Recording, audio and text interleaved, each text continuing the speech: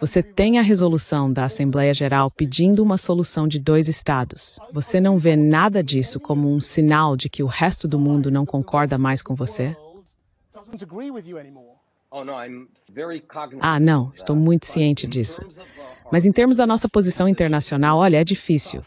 Mas eu prefiro que meus filhos vivam e sejam impopulares do que sejam mortos e amados pelo mundo.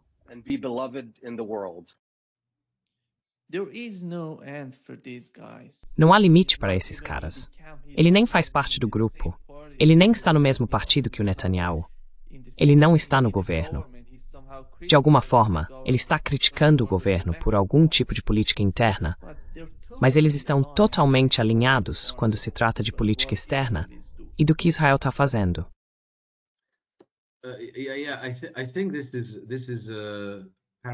Sim, eu acho que isso é paranoia.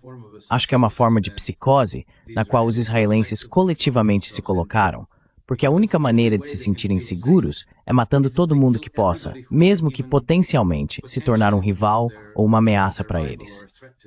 E hoje, em grande número, eles estão dizendo, sim, na verdade, matar crianças pequenas é justificável, porque elas podem crescer e se tornar jihadistas e terroristas do Hamas. Aliás, eu não acho que o Hamas seja terrorista. Estou apenas parafraseando o que eles dizem. E que eles vão vir atrás de nós. Então, se matarmos agora, isso é algo bom. Mas imagine se os palestinos ou qualquer outra pessoa usassem essa mesma lógica.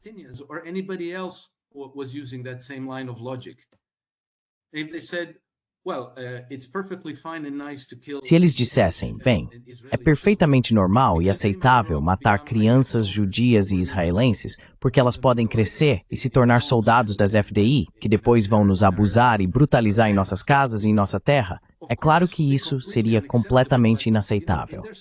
Mas você sabe, na sua psicose e paranoia, os israelenses acham que estão totalmente no direito de fazer o que quiserem.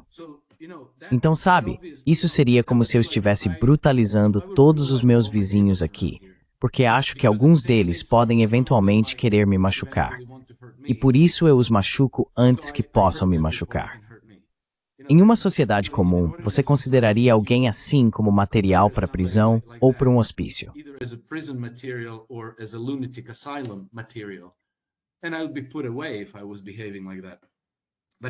E eu seria preso se me comportasse assim.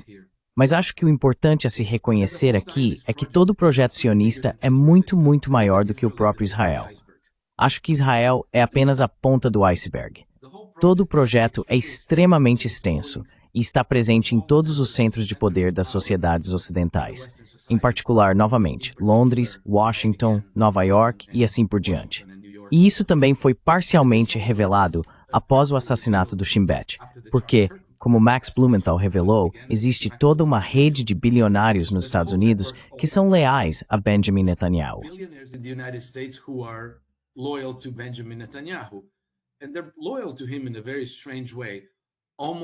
E eles são leais a ele de uma forma muito estranha, quase como se tivessem sido feitos para cumprir esse papel. E um deles é o Larry Ellison, o que eu realmente não tinha percebido. Mas, como acabou ficando claro, e tudo isso veio à tona pela internet, por meio de várias declarações dele ao longo dos anos, descobriu-se que ele é um sionista fanático e que é um dos maiores doadores das forças de defesa de Israel, o que é muito estranho para um bilionário do setor de tecnologia. Se você acabou de começar seu negócio, teve sucesso e ganhou muito dinheiro, existem muitas causas que você poderia apoiar na vida, em vez de um exército em algum lugar do outro lado do mundo, certo? Então isso é algo muito interessante, porque também ouvi recentemente o Larry Ellison em um desses fóruns. Não sei se foi no fórum do Michael Milken ou no Fórum Econômico Mundial em Davos, algo assim.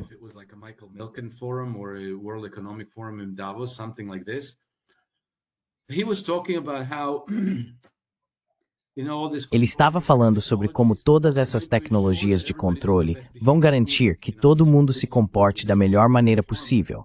Ou seja, ele está totalmente alinhado com essa agenda do Fórum Econômico Mundial de nos colocar sob completo controle e vigilância, de forma que a gente realmente não possa fazer nada.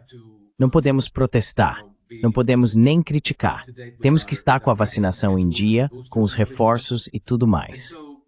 Então, tudo isso faz parte da mesma coisa. E o Larry Ellison também aparece numa investigação que eu mesmo fiz sobre uma empresa chamada Theranos, que não sei se você vai se lembrar, mas a Theranos foi há cerca de 20 anos. Foi algo muito grande. Era uma empresa comandada por uma americana muito jovem, chamada Elizabeth Holmes.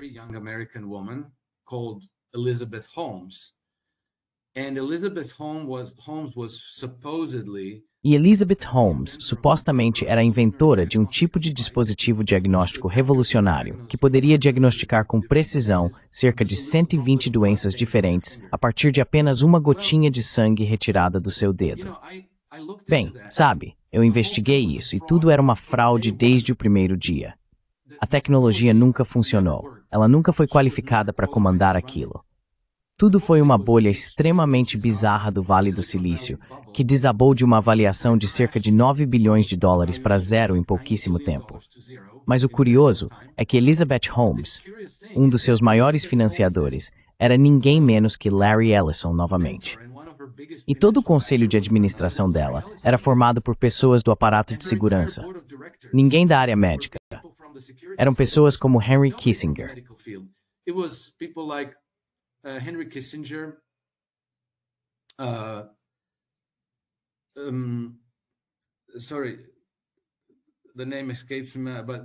Desculpe, o nome me escapa, mas havia o general Mattis, George Shultz, Sam Nunn, que foi chefe do Comitê de Serviços Armados no Senado. Então, pessoas muito, muito poderosas no Estado Profundo, no complexo militar industrial, no Estado de Segurança e nos serviços de inteligência. Ninguém de nenhuma área médica ou de diagnóstico. E essa garota não tinha a menor ideia de nada. E lá está novamente Larry Ellison, o ardente sionista. E então, ao concluir minha investigação, descobri que toda essa coisa da Theranos era a preparação, muito provavelmente não foi declarado explicitamente, era muito provavelmente a criação de uma arma de informação para futuras pandemias que seriam usadas contra toda a humanidade em todo o mundo, porque o objetivo deles era poder testar 20% de toda a população semanalmente. 20% of the whole population weekly.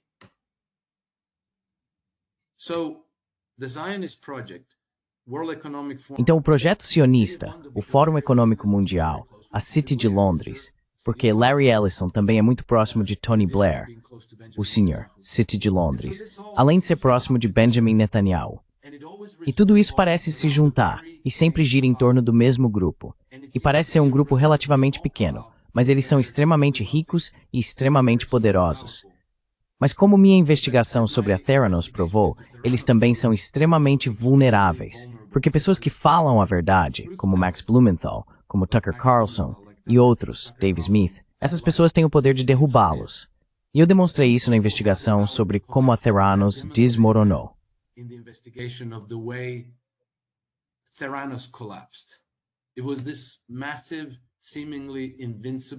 Foi essa enorme, aparentemente invencível empresa que desmoronou, porque apenas um punhado de pessoas comuns dentro da empresa se recusou a se calar e continuou a falar e a dizer a verdade, apesar de terem sido desencorajadas, intimidadas e perseguidas. Uma delas, a ponto de cometer suicídio. Mas ainda assim, elas prevaleceram e a coisa desmoronou. E eu acho que a Theranos é um pequeno fractal de uma estrutura maior que vai desmoronar da mesma forma, porque existem pessoas corajosas, pessoas valentes, que continuam dizendo a verdade. E então, sabe, com Trump ou sem Trump, quase não importa neste ponto. Acho que o tsunami já começou e está arrancando toda a estrutura de mentiras que foi cuidadosamente construída para nós ao longo de décadas. Eu nem sabia que ia dizer tudo isso. I didn't even know I was going to say all that.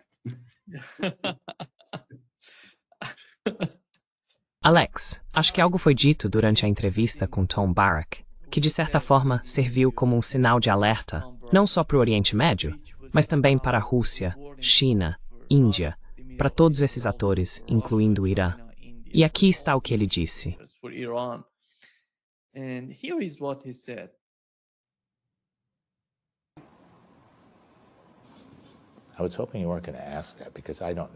Eu esperava que você não fosse perguntar isso porque eu não sei. Acho que ninguém sabe. Olha, o fim do jogo, quando falamos em paz, é uma ilusão. Nunca houve paz. Provavelmente nunca haverá paz, porque todos estão lutando por legitimidade. O resultado final é que alguém quer dominar, o que significa que alguém tem que se submeter. Naquela parte do mundo, submeter, não existe uma palavra em árabe para submeter. Eles não conseguem entender o conceito de submissão. Então, e no fim das contas, a prosperidade é a única resposta. A ignorância é grande, porque a palavra muçulmano significa submeter-se a Deus. Sim. Nimmer, it's besipset snob swarming. Who was this man? Tom Barak, o enviado dos Estados para o Oriente Médio. Oh, okay. Well, to me, he's a typical member. Certo. Bem, para mim, ele é um típico membro da classe equestre do Império, suficientemente instruído para fazer o que deve fazer, para vender o que deve vender, e suficientemente ignorante para não questionar seu papel no processo.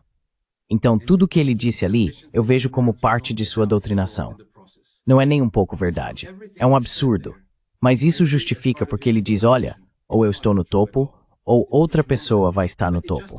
Então é melhor eu brutalizar os outros do que eles me brutalizarem. É praticamente a mesma mentalidade do que Naftali Bennett disse naquele pequeno trecho que você mostrou há poucos minutos. E claro, isso faz parte da doença do mundo ocidental. Não conseguimos conceber um futuro diferente do que estamos fazendo agora. E estamos fazendo isso, e de certa forma quase está funcionando para nós, porque você sabe, saqueamos o mundo todo. Working for us because we plunder everywhere around the world. We bring this enormous wealth. We distribute it in a Nós trazemos essa enorme riqueza. Nós a distribuímos em um círculo minúsculo de classes privilegiadas que então jogam migalhas e pequenos privilégios para pessoas como Tom Barak, certo? E Naftali Bennett, e você sabe, pessoas como Keith Kellogg e assim por diante. E eles continuam repetindo as mesmas bobagens porque se entendessem o que deveriam entender, não poderiam continuar fazendo o que fazem. Então, sabe, é como um daqueles ditados, você não consegue fazer um homem entender algo, se entender isso significa que ele vai perder o emprego. Mas é uma filosofia feia, é uma filosofia totalmente feia, sem Deus, sem alma, que ele obviamente abraçou, e ele quase a prega de uma forma presunçosa, arrogante, autoconfiante. Mas quanto mais ouço pessoas assim, mais elas me parecem fracas, frágeis e perdidas. E eu acho que elas vão cair. And I think that they will fall.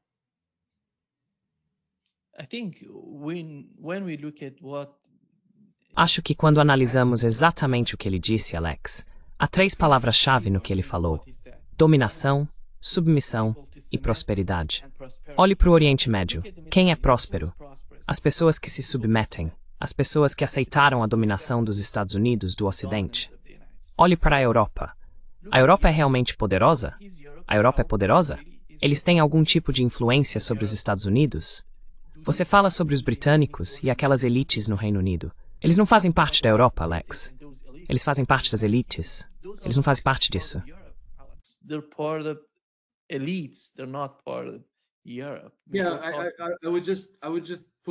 Eu discordo totalmente. Eles não fazem parte da elite.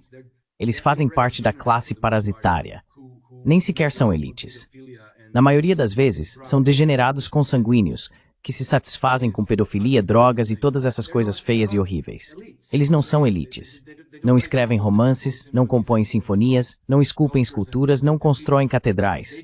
Eles apenas parasitam toda a sociedade e depois usam a riqueza que sugam dela para fazer coisas completamente depravadas e degeneradas.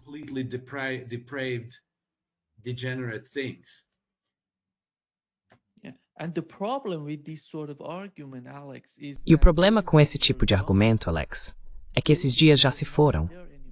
Esses dias não existem mais. Quando você vê os Estados Árabes se manifestando, quando vê o novo acordo entre o Paquistão e a Arábia Saudita, você vê, não sei se você viu a ferrovia que vai do Paquistão ao Irã e à Turquia. Essas pessoas de alguma forma estão mudando de ideia. Elas veem o que está acontecendo no mundo, porque a Rússia não vai se submeter. A China não vai se submeter. A Índia não vai fazer isso. O Irã não vai fazer isso.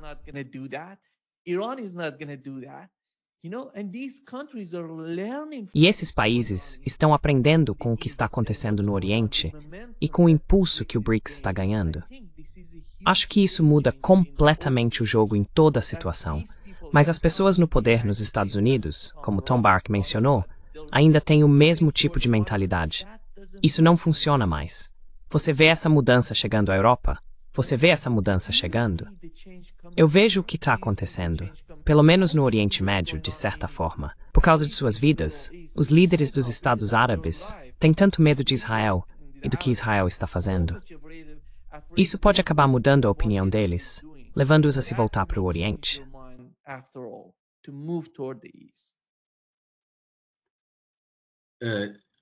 I entirely agree, and Concordo totalmente. E a mudança está fervilhando sob a superfície na Europa também, mas de uma forma muito poderosa. As pessoas anseiam por valores tradicionais. As pessoas anseiam por bairros seguros, prosperidade, bons empregos, um senso de segurança e assim por diante.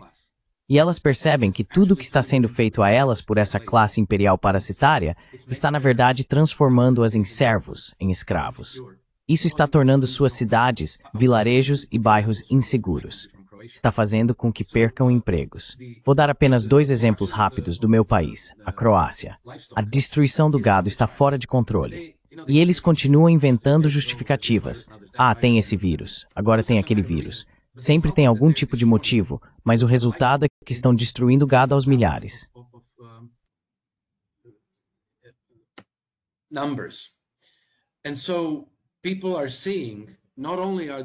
E assim, as pessoas estão percebendo que não só os agricultores estão sendo esmagados e destruídos, mas as regiões que abrangem as terras agrícolas na Croácia estão sendo esvaziadas de população. E as pessoas se perguntam, por quê? Para quê? Por que vocês estão fazendo tudo isso? E elas estão percebendo que estão ficando sem comida, que pode chegar um dia em que não haverá comida no supermercado, e as pessoas estão ficando nervosas. Outro exemplo são as migrações. Existe um sistema organizado de trazer migrantes para a Croácia. Isso se transformou em um negócio. As pessoas ganham dinheiro com isso. Elas viajam pelo mundo, recrutam migrantes e depois os trazem para cá. O governo da Croácia então subsidia empresas para empregar esses migrantes. Até agora, os migrantes predominantes que vieram para a Croácia foram nepaleses, depois indianos.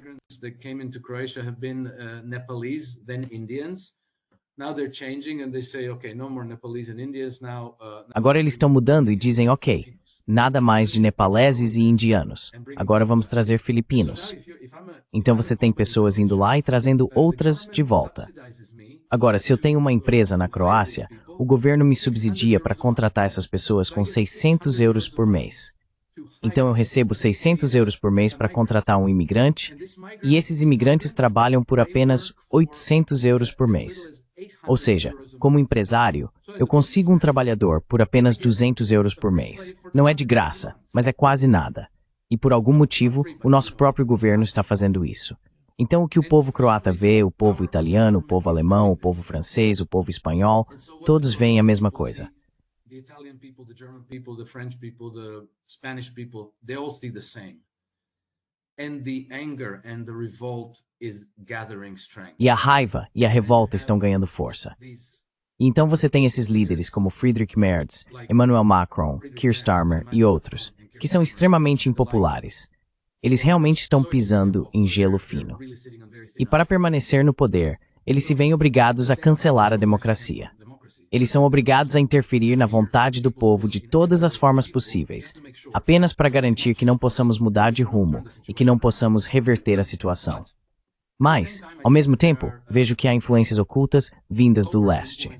Aparentemente, há investimentos significativos vindos de lugares como a China em países europeus.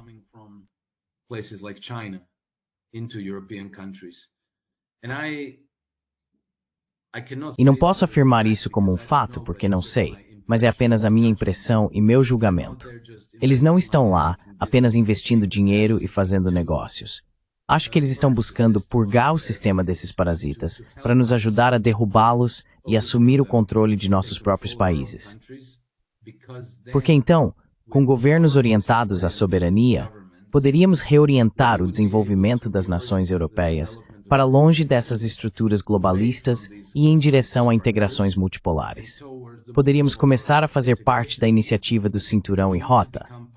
Poderíamos ser integrados à estrutura de segurança da OCS e assim por diante.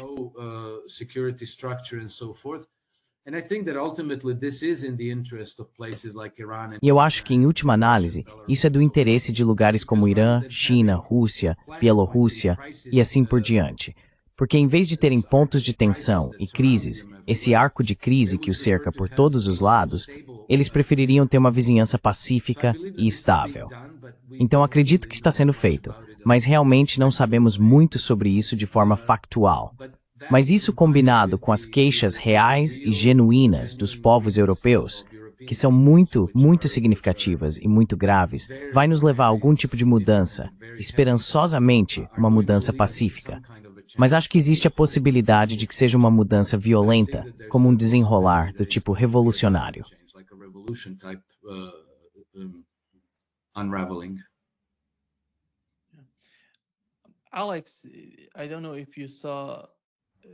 Alex, não sei se você viu esse gráfico aqui. Ele mostra que a montadora Porsche foi excluída do índice DAX devido ao colapso das ações da empresa. E isso faz parte da história da Europa. Estamos falando agora sobre a Alemanha, que eu considero um dos países mais importantes da Europa. E você mencionou o MERS. Mas essas pessoas, na sua opinião, realmente se importam com quem está governando a Alemanha, desde que consigam o que querem da Alemanha? Porque olhe para essa imagem. Quão inacreditável isso é. Você vê dois caras, ninguém sabe quem vai ser o autoproclamado presidente da Síria, conversando com Zelensky. O nível do que está acontecendo é, de certa forma, inimaginável.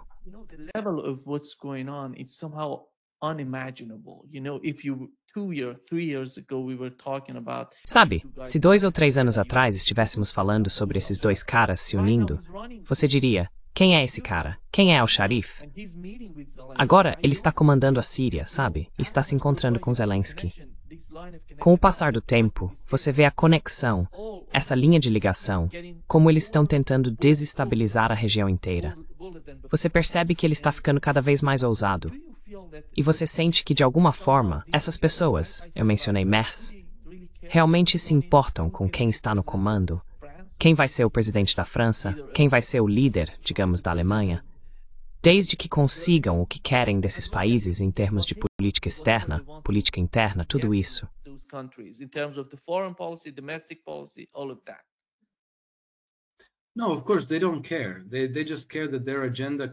Não, é claro que eles não se importam.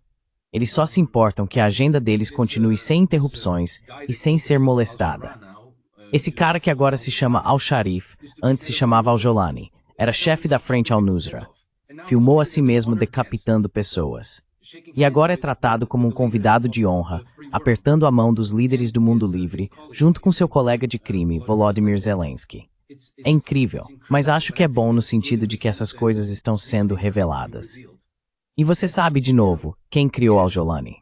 Não foram só os turcos, foram os britânicos. Como sabemos pela nossa amiga Vanessa Beeley, Gaziantep, perto de Idlib, é como o quartel-general do MI6 na Turquia, coordenando ações no Oriente Médio.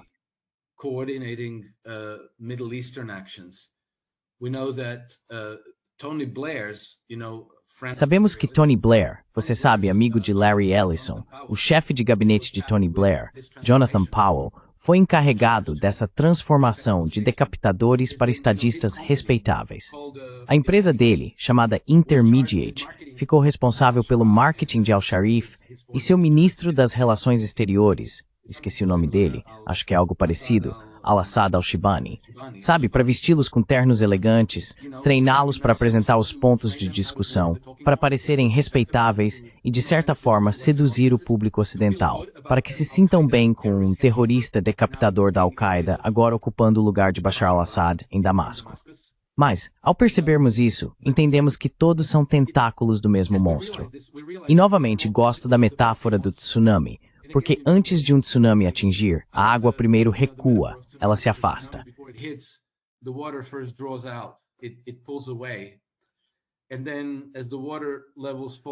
E então, à medida que os níveis de água baixam, você vê que todos esses tentáculos se conectam ao mesmo monstro. E eu acho que toda a estratégia deles ao longo dos séculos dependeu muito de esconderem suas intenções, agirem nas sombras, garantindo que o público não os reconhecesse. Agora que estão sendo expostos para todos verem, acredito que estão em perigo. E se fosse apenas sobre o povo dos países europeus, dos Estados Unidos e assim por diante, talvez ainda pudessem esmagar a rebelião. Mas não se trata mais apenas do povo, porque agora existem potências rivais extremamente fortes, como Rússia, Irã e China, que não vão se submeter a eles, que entenderam o quão fraco e frágil esse monstro é.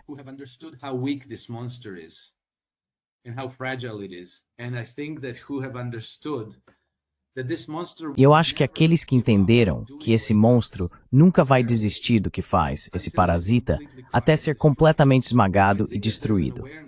Então acredito que há uma consciência entre os líderes russos, entre os líderes chineses e os líderes iranianos, pelo menos, de que eles precisam ir até o fim. Sabe, não pode ser. Vamos só pegar esses poucos oblasts na Ucrânia e depois vamos parar por aqui. Acho que eles vão ter que continuar, não militarmente, mas vão ter que continuar de formas diplomáticas e por meios legais, para continuar destruindo esse monstro. E acho que agora até mesmo aquelas potências menores ao redor do mundo, que se submeteram de bom grado porque receberam as migalhas, sabe, iates no sul da França e apartamentos em Londres, Genebra, na Flórida e por aí vai, estão percebendo que não estão seguras.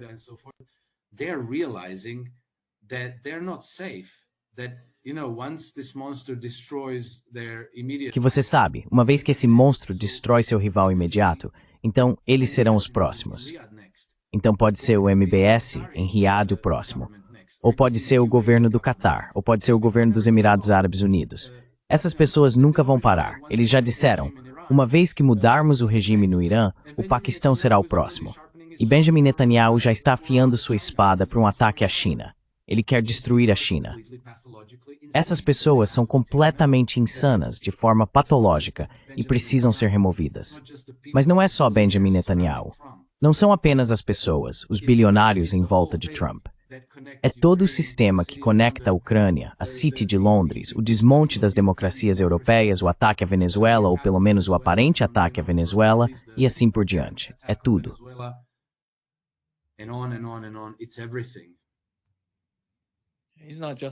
Não é só a Venezuela.